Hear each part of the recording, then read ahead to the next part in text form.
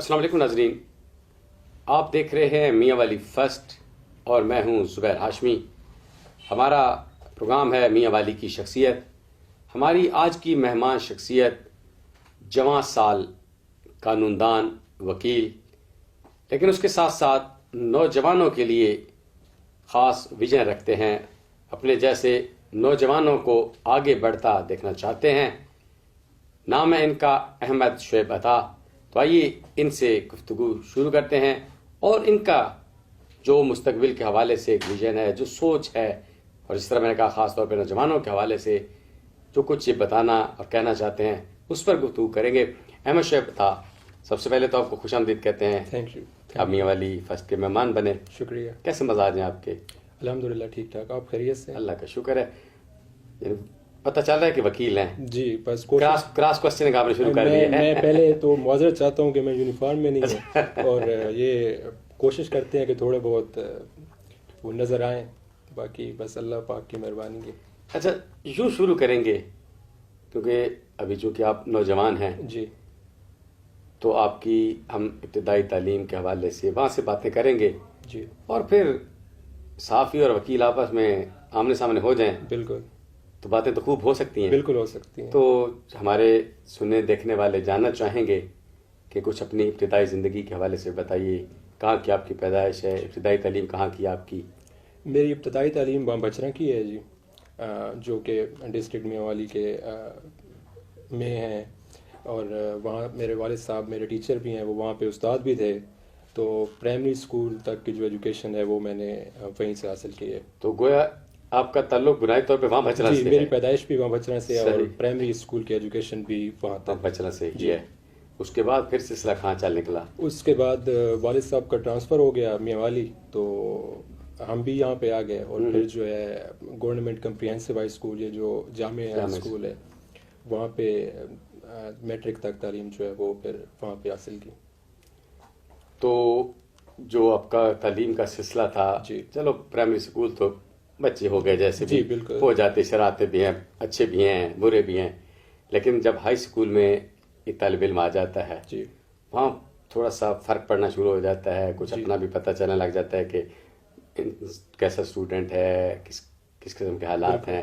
تو وہاں پہ آپ پڑھائی میں کیسے رہے، یا کھلندرے تھے کیا؟ جی پرائمری اسکول کی ایجوکیشن تک تو بہت سے لڑکے آگے تھے، مطلب کیونکہ وہ ایک دیہات تھا، لیکن وہ وہاں پہ استاد بڑے محنتی تھے، تو جب یہاں پہ آئے میٹرک کرنے کے لیے، مطلب چھٹی کلاس سے جو جامعہ اسکول کا سفر شروع ہوا، تو یہاں پہ ایک بہت بڑا کمپٹیشن تھا، کیونکہ پورے ڈسٹرکٹ کا ایک بڑا مین اسکول تھا، اور وہاں پہ بڑے اچھے اچھے استاد بھی تھے، اور لڑکے بھی بڑے اچھے اچھے تھے، کیونکہ ادھر ادھر سے لوگ آتے تھے پورے ڈسٹرکٹ سے، تو ایک مقابلے کی جو فضا تھی وہ وہاں پہ نظر آئی۔ تو پھر اس شوق کے اندر، اس مقابلے کے اندر اپنے آپ کو ڈالنے کے لیے جو ہے وہ محنت کرنا بھی شروع کی، اور پھر اس کے بعد اللہ پاک کی مہربانی ہے کہ آگے کچھ اچھے نتائج آئے۔ تو ویسے تو عام طور پہ اسٹوڈنٹ کی جو فرسٹ پریفرنس ہوتی ہے وہ گورنمنٹ سینٹر ماڈل اسکول، جی لیکن آپ جامعہ اسکول میں گئے، کیا والد صاحب اسی اسکول میں آ گئے تھے یا کیا چکر تھا؟ جی والد صاحب کے ایک دوست تھے جو شروع میں ان کے ساتھ رہے تھے، عالمگیر صاحب، جو کہ میاں والی کے بڑے اچھے کیمسٹری کے استاد مانے جاتے ہیں، تو وہ وہاں پہ پڑھاتے تھے، تو انہوں نے کہا کہ یہ بڑا اچھا ادارہ ہے، اور واقعی میں بالکل اس سے اتفاق کرتا ہوں کہ وہ بڑا اچھا ادارہ ہے، اور وہاں پہ بڑی محنت کرواتے ہیں ساتھ ساتھ، اور ہم پر بھی بڑی کروائی ہے، اور اس کا ہی نتیجہ ہے کہ آگے تک ہم پہنچے۔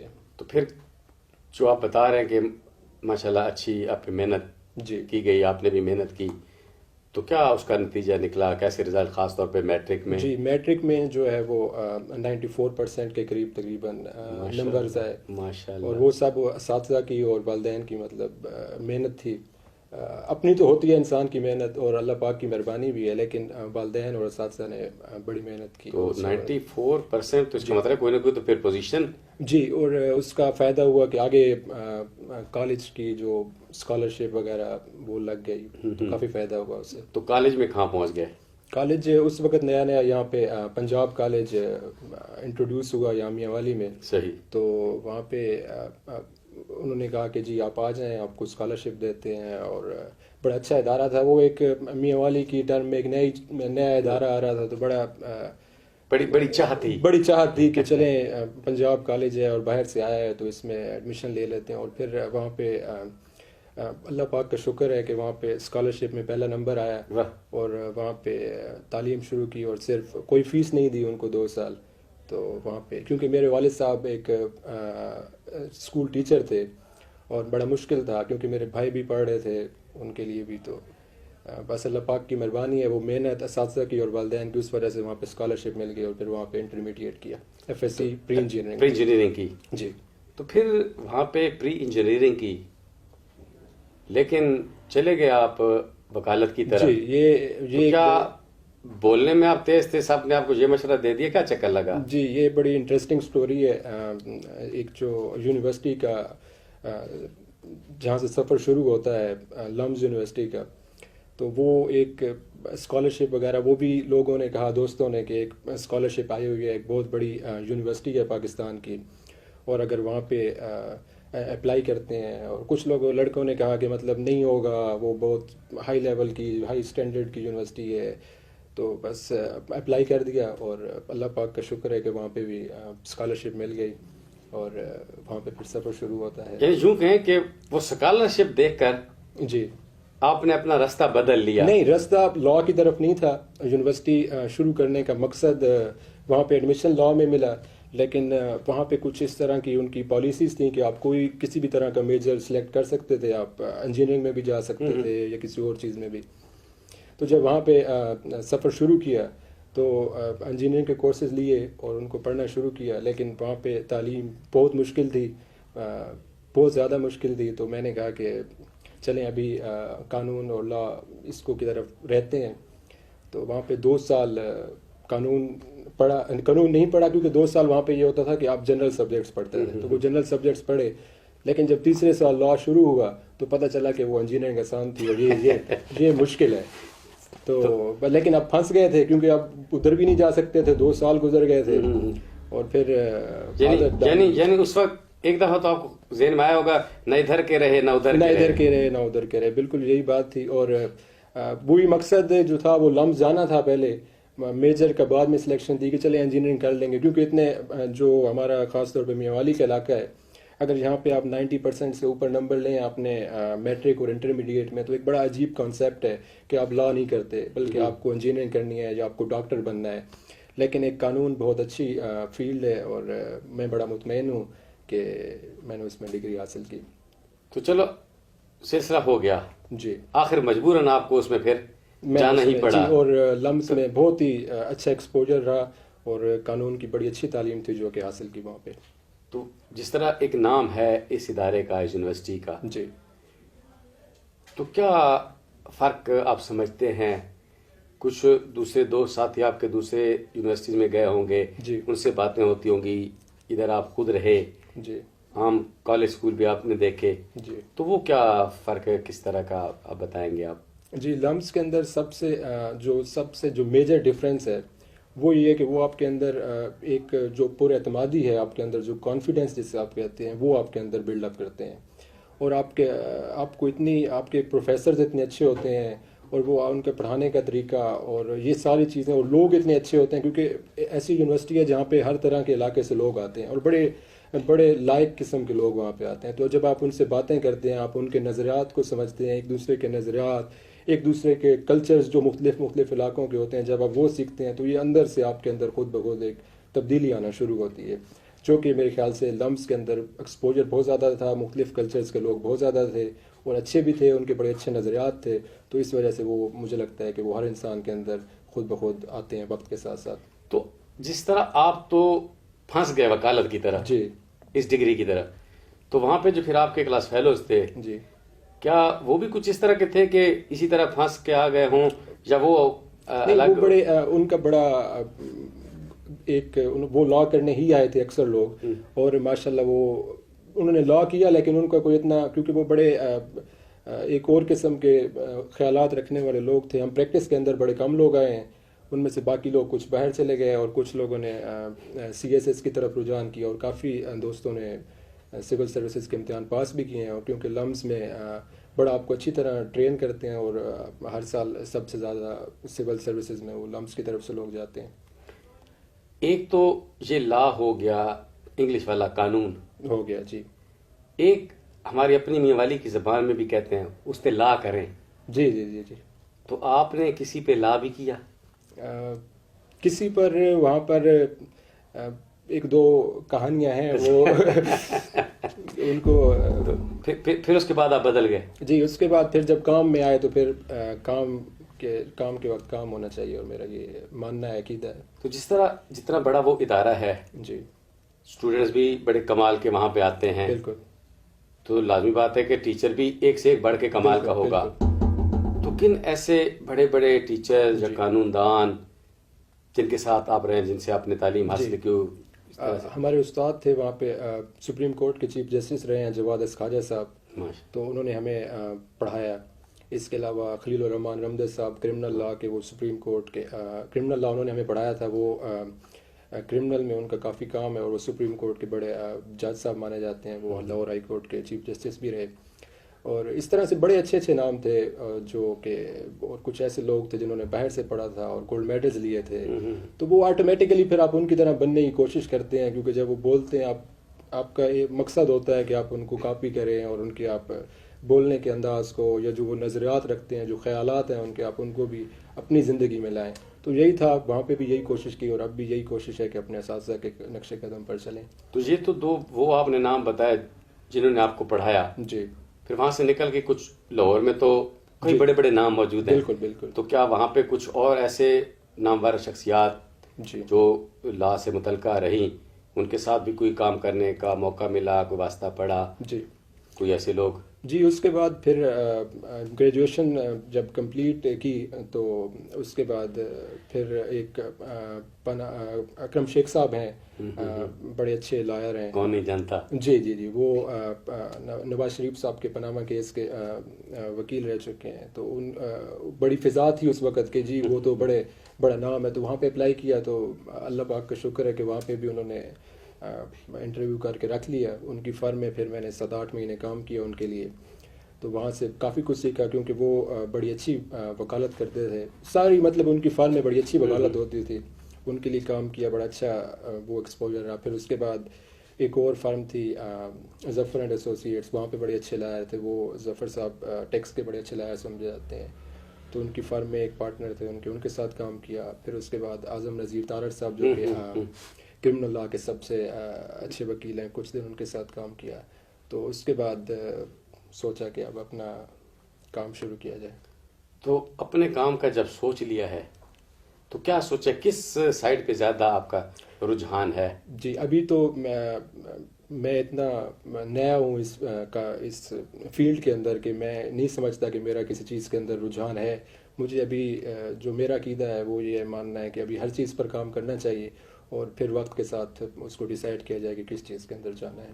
کہیں پھر ایسا نہ ہو کہ پھانسی جائیں ایک فیلڈ تو پھر مجبوراً وہ کرنا پڑے. نہیں، اب کام آپ شوق پیدا کریں گے خود ہی. جی کام کے اندر میں کوئی کوتاہی نہیں کرتا، اور یہ اللہ پاک کا شکر ہے کہ وہ نہیں کرواتے. ویسے ایک ہوتا ہے نا، جب مختلف سبجیکٹس آپ نے پڑھے، جی قانون کے مختلف شعبے دیکھے آپ نے، جی تو کچھ تو ایک دلچسپی ہوتی ہے کہ جس طرح کہ یہ کرمنل سائڈ میں ہے، کوئی زمینوں کے جھگڑے ہیں، جی مختلف قسم کے ہے، خاندانی قسم کے ہوتے ہیں. جی تو کچھ تو دلچسپی یوں کہہ رہے کہ چلو آپ کو زیادہ پسند کون سی؟ جی پسند مجھے سول سائڈ ہے، جس کو آپ دیوانی مقدمات دیوانی کہتے ہیں، کیونکہ وہ بہت بڑی ایک فیلڈ ہے. اس کو ویسے دیوانی کیوں کہتے ہیں؟ بندے کو دیوانہ کر دیتے ہیں. جی کیونکہ ہمارے کچھ وکیل بھائی بھی ہیں اور کچھ جو باقی لوگ بھی ہیں، وہ اتنے کمپلیکس میٹرز بنا دیتے ہیں کہ وہ حل نہیں ہوتے، کیونکہ لوگوں کے اختلافات خواہ مخواہ کے ہوتے ہیں. تو وہ اس وجہ سے پھر وہ کافی لمبے چلتے ہیں. لیکن کافی کیسز ہیں، ابھی پیچھے ہم نے 1-2 کیس کیے بھی تھے، اور وہ سیول نیچر کے تھے، لیکن وہ بڑے جلدی ختم ہو گئے. اگر مدعا ٹھیک ہو تو وہ ختم ہو سکتے ہیں، لیکن لوگ چاہتے نہیں ہیں کہ وہ ختم ہو. اس وجہ سے وہ میرے خیال سے ڈیلے ہوتے ہیں، پرولانگ ہوتے رہتے ہیں. اور وہ پھر لوگ کہتے ہیں سارا کہ وہ اس پہ ڈال دیتے ہیں کورٹس کے اوپر کہ جی وہ کام نہیں کرتی ہیں، اور کورٹس کام کر رہی ہیں. جج سب روز صبح آتے ہیں، وہ کام کرتے ہیں. تو لوگوں کا پہلے آپ پڑھتے رہے، قانون کی ڈگری آپ نے حاصل کر لی، جی اب عملی میدان میں آ گئے ہیں آپ. جی تو جو عرصہ آپ کو گزرا ہے، جی سٹارٹ ہی ہے آپ کا، تو ذہن میں ابھی سے یہ تو نہیں آنے لگا کہ یار کہیں اور چلے جاتے، جی یہ کس اس میں پھنس گئے ہیں، مصیبت ہے کیا، یا خوش ہیں، کیا چکر؟ جی میں بڑا خوش ہوں جی اس فیلڈ کے اندر آ کے. اور یہ ویسے بھی آپ کو پتہ ہے کہ وکالت اتنے جلدی آپ کو نام یا وہ مقام نہیں دیتی، آپ کو کافی محنت کرنا پڑتی ہے، اور محنت پر لگے ہوئے ہیں. مطلب کیونکہ یہ ذہن کے اندر ہی بنایا ہے کہ 5-7 سال 8 سال یا 10 سال کام کرنا ہے اچھی طرح سے، اور پھر انشاءاللہ اللہ پاک اس کا اجر دیں گے. وہی محنت کر رہے ہیں. بالکل یہ ذہن میں نہیں ہے کہ اس کو چھوڑنا ہے کسی سرکاری ملازمت میں یا کہیں اور، بالکل کوئی اپلائی نہیں کیا. مقصد ہی یہی ہے کہ ایک وکیل بننا ہے، اور انشاءاللہ اچھا وکیل بننا ہے. یعنی صرف وکیل ہی رہنا ہے کہ جج یا اس سائڈ پہ؟ نہیں، بالکل آزاد رہ کے. جی بالکل، کیونکہ وکیل میرا ماننا ہے کہ ایک تگ و دو کا عمل ہے، اور جب آپ کے پاس ایک نیا کیس آتا ہے تو پھر آپ زیرو سے شروع ہوتے ہیں، اور ایک نئی آپ کی محنت اجاگر ہوتی ہے، تو روز آپ نیا سیکھتے ہیں. تو میری ہمیشہ سے خواہش یہی رہے گی کہ اللہ پاک جو ہے وہ وکالت میں ہی رکھیں اور اسی میں ہی کچھ ادا کریں. یعنی آپ مسلسل جدوجہد میں رہنا چاہتے ہیں؟ جی بالکل، کیونکہ یہ ایک شعبہ ہی ایسا ہے، اور اللہ پاک نے مطلب یہ عطا کیا ہے، تو اس میں محنت کر رہے ہیں. اور یہ آگے سے یہی ہے کہ محنت بھی کرنی ہے اور سیکھنا بھی ہے، اور اسی کے اندر ہی رہنا ہے.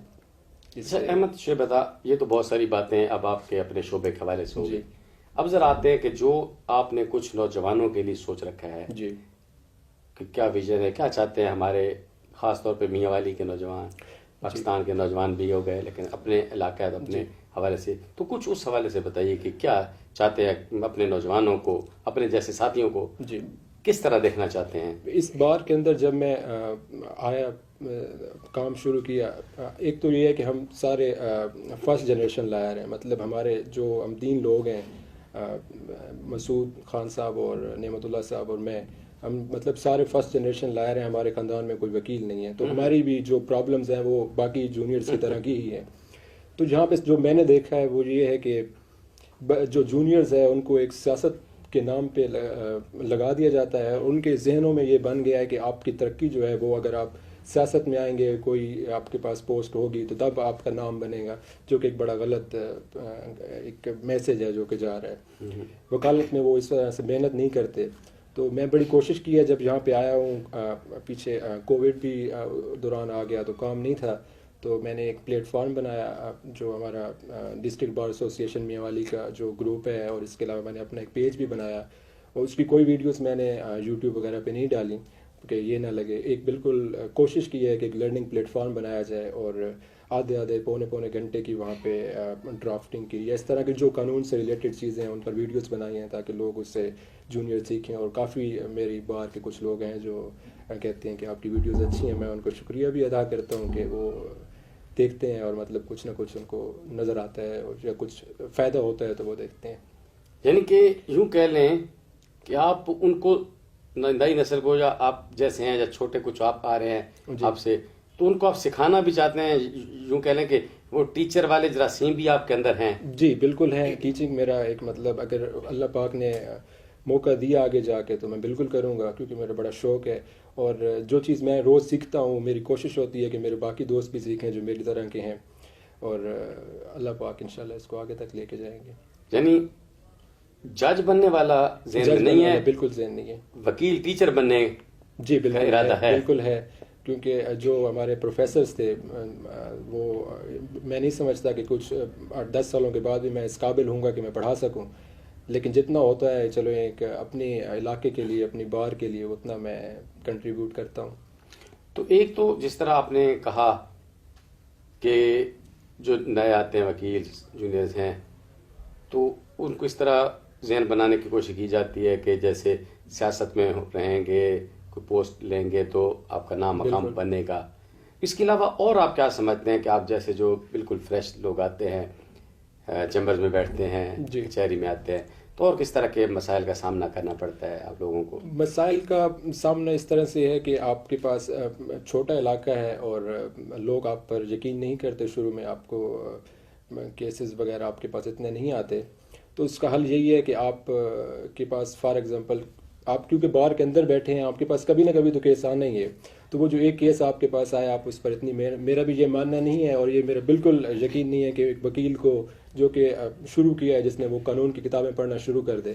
اور میں بھی اتنی زیادہ پڑھنے کا شوق بالکل بہت زیادہ نہیں ہے مجھے بھی، لیکن جو کیس آیا آپ کے پاس، آپ اس کو ایمانداری اور دیانتداری کے ساتھ، جو ینگ وکیل کے لیے بتا رہا ہوں، آپ کو ایک ایمانداری اور دیانتداری کے ساتھ اس میں سے جو چیز نکل سکتی ہے اور جتنا آپ جا سکتے ہیں اتنا آپ جائیں، اور اس ایک کیس سے بھی آپ کا نام بن سکتا ہے اور آپ سے لوگ مطمئن ہو سکتے ہیں.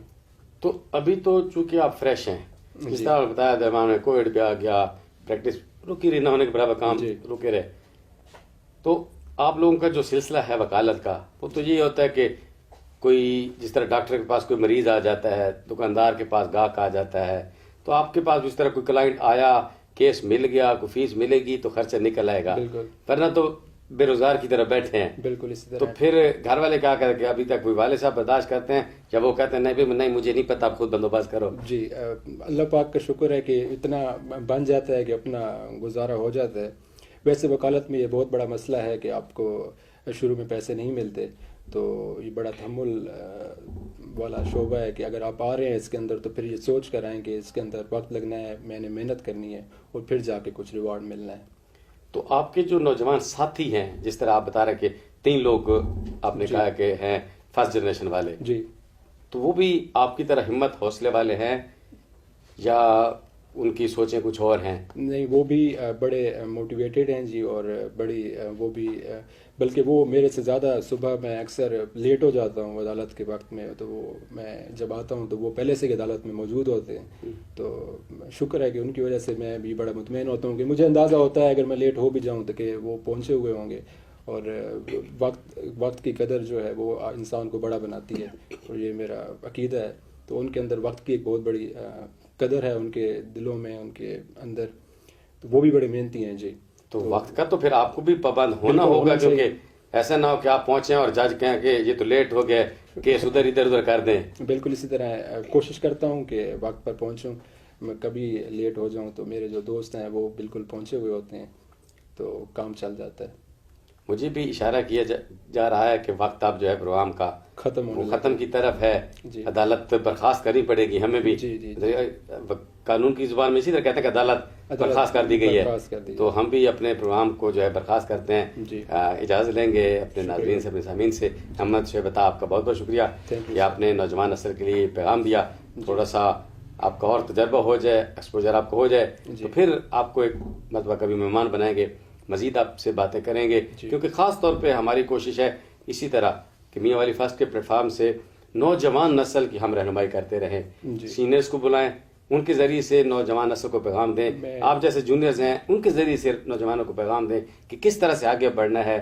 اور میاں والی کے خاص طور پہ نوجوان، ان کو ہم نے رہنمائی فراہم کرنی ہے کہ وہ کس طرح سے اچھے شہری بن سکتے ہیں. میں آخر میں ایک شعر پڑھنا چاہوں گا، بڑا مشہور شعر ہے اور میں اکثر جگہوں پر پڑھتا بھی ہوں، علامہ اقبال صاحب کا، کہ اے طائر لاہوتی اس رزق سے موت اچھی، جس رزق سے آتی ہے پرواز میں کوتاہی. تو اس کا مقصد نوجوانوں کے لیے آپ نے کہا، اس وجہ سے میں کہ اگر ایک جج صاحب ہیں وہ پوری زندگی انصاف پر فیصلے کرتے رہے ہیں، اور اگر ایک فیصلہ انہوں نے کوئی پیسے لے کر دیا ہے تو اس رزق سے موت اچھی ہے. اسی طرح سے کوئی دکاندار اگر پوری زندگی انصاف کے ساتھ اپنا وہ جو ہاں جی، اور اگر ایک دن اس نے بےایمانی کر دیا تو اس رزق سے موت اچھی ہے. تو یہ نوجوانوں کے لیے ایک اچھا میسج ہے کہ وہ ایسا رزق تھوڑا سا آتا رہے، بالکل محنت کے ساتھ اور ایمانداری کے ساتھ ہونا چاہیے.